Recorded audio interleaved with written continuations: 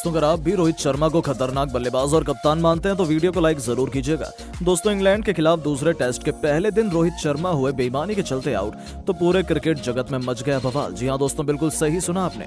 भारत और इंग्लैंड के बीच खेले गए दूसरे टेस्ट मैच के पहले दिन कप्तान रोहित शर्मा विवादित तरीके से आउट होकर पवेलियन को लौट गए। इसके बाद पूरे क्रिकेट में बवाल मच गया है। इस दौरान रोहित शर्मा के नॉट आउट होने की खबर भी सामने आई है। तो आखिरकार क्या है पूरा मामला, ये तो आपको बताएंगे। साथ में रोहित शर्मा आउट है या फिर नॉट आउट, इस बारे में भी हम आपको बताने वाले हैं। तो जानने के लिए वीडियो को पूरा एंड तक जरूर देखिएगा। लेकिन उससे पहले आपको क्या लगता है, रोहित शर्मा, शुभमन गिल और यशस्वी जायसवाल में कौन है भारत का सबसे खतरनाक टेस्ट बल्लेबाज? अपनी राय नीचे कमेंट बॉक्स में जरूर दें। दोस्तों जैसा कि आपको पता है, भारत और इंग्लैंड के बीच 5 मैच की टेस्ट सीरीज खेली जा रही है। इसके पहले टेस्ट मैच के अंदर भारतीय टीम को 28 रन से हार का सामना करना पड़ा।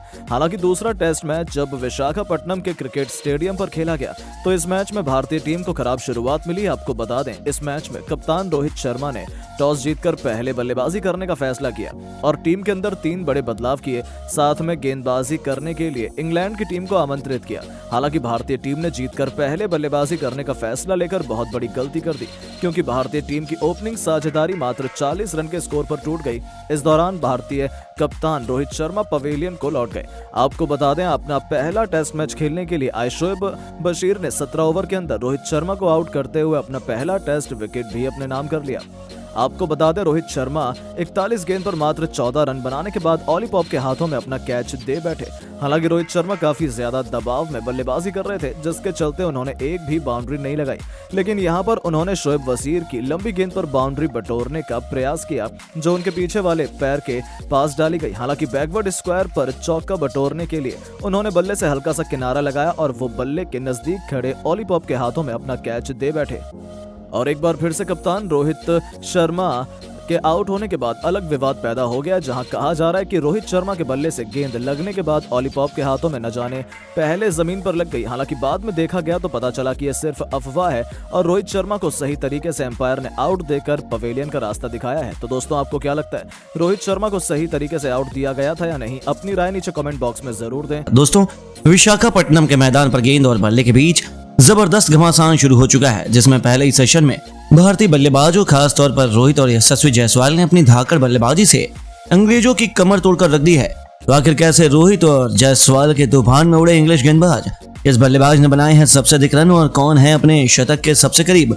कौन खेल रहा है कितने रनों पर और कितना हो गया है पहले सेशन के अंत तक टीम इंडिया का स्कोर? उनकी धाकड़ बल्लेबाजी से लेकर दूसरे टेस्ट मैच से पहले की सेशन की पूरी हाईलाइट हम आपको दिखाएंगे। लेकिन उससे पहले आपको क्या लगता है, रोहित, जायसवाल और गिल में कौन सबसे बेहतरीन बल्लेबाज है? हमें नीचे कमेंट करके जरूर बताइए। दोस्तों 5 मैचों की टेस्ट सीरीज में 1-0 से पीछे चल रही टीम इंडिया 2 फरवरी की सुबह विशाखापट्टनम के VDCA क्रिकेट स्टेडियम में एक नया इतिहास लिखने के इरादे से उतर चुकी थी। सामने खड़ी थी इंग्लैंड की क्रिकेट टीम। उनका कॉन्फिडेंस तो 7वें आसमान पर था। पूरा स्टेडियम इस टेस्ट क्रिकेट का जबरदस्त घमासान देखने के लिए खचाखच भरा हुआ था।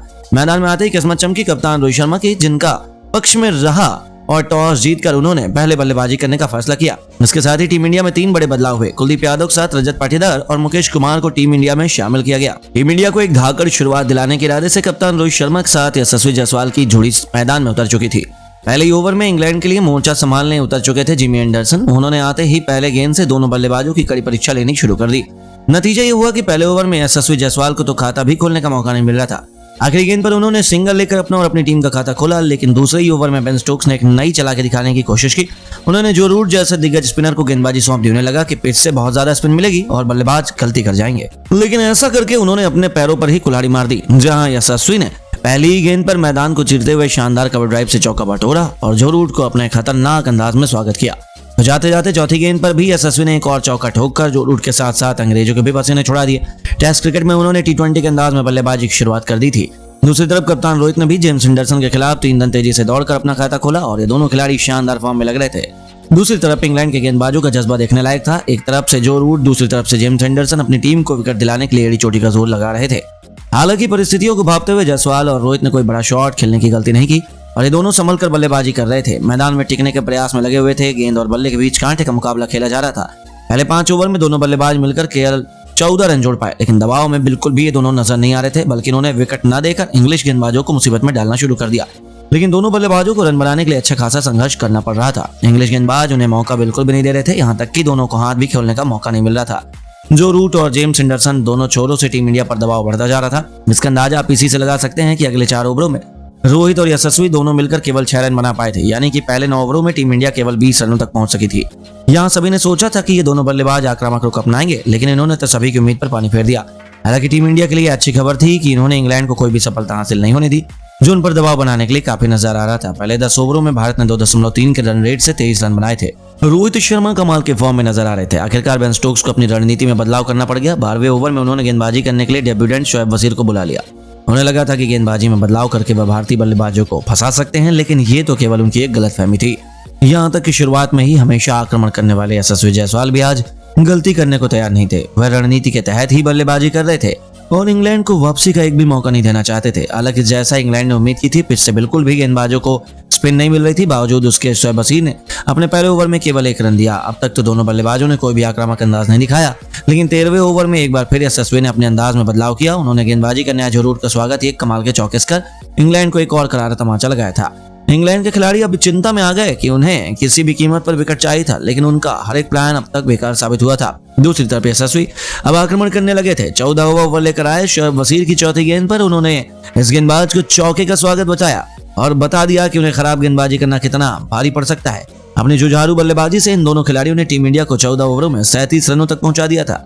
उसके बाद भी रुकना क्या होता है, ये तो उन्होंने सीखा ही नहीं। देखते ही देखते टीम इंडिया पहले 50 फिर 100 रनों के पार पहुंच गई और दिन का पहला सेशन खत्म होते होते टीम इंडिया ने पूरी तरीके से इंग्लैंड पर शिकंजा कसा हुआ था।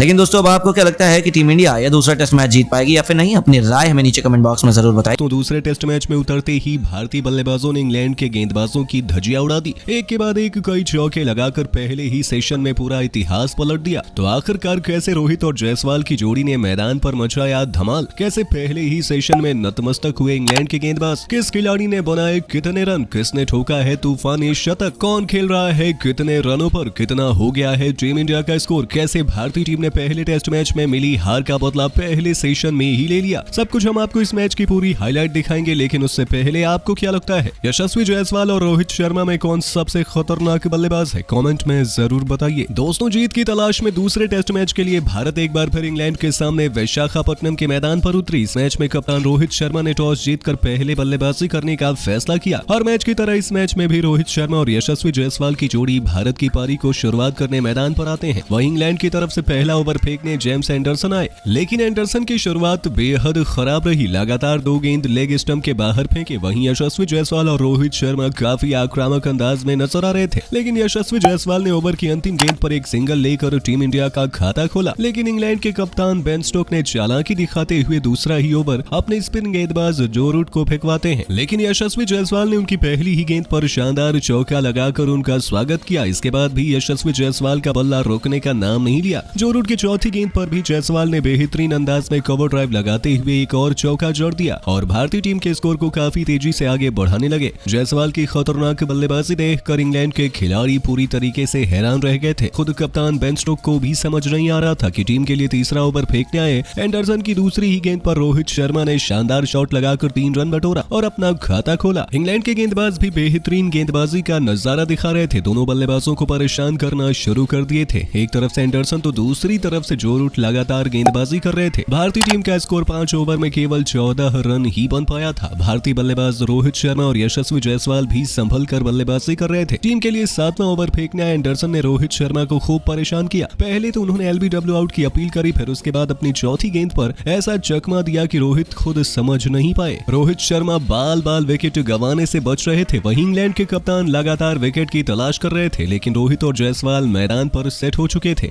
ऐसी कोई वो गलती नहीं कर रहे थे जिससे उनका विकेट गिरे। भारतीय बल्लेबाजों की बेहतरीन बैटिंग देखकर स्टेडियम में बैठे दर्शक भी मैच का पूरा लुत्फ उठा रहे थे। रोहित बेहद आक्रामक अंदाज में नजर आ रहे थे, टीम के लिए रन बनाने की पूरी कोशिश कर रहे थे, लेकिन इंग्लैंड के गेंदबाज भी खतरनाक गेंदबाजी का मंजर दिखा रहे थे। टीम इंडिया को रन बनाने से पूरी तरीके से रोक दिया था। भारतीय बल्लेबाजों को एक एक रन के लिए तरसा रहे थे। इंग्लैंड के खतरनाक गेंदबाज खिलाड़ियों को रन बनाना काफी मुश्किल हो रहा था, लेकिन दोनों बल्लेबाज बिल्कुल संभल कर बल्लेबाजी कर रहे थे। अपना विकेट होने होने का नाम नहीं ले रहे थे। रोहित और जायसवाल के बीच अच्छी पार्टनरशिप बन रही थी। टीम इंडिया का स्कोर पहले सेशन में 10 ओवर में 23 रन बन चुका था। विकेट की तलाश में एक बार फिर इंग्लैंड के कप्तान बेन स्टोक्स ने 11वां ओवर फेंकने के लिए गेंद टॉम हार्टली के हाथों में थमाई, लेकिन भारतीय बल्लेबाजों को कोई फर्क नहीं पड़ा। सिंगल लेकर टीम इंडिया के स्कोर को आगे ये बढ़ा रहे थे।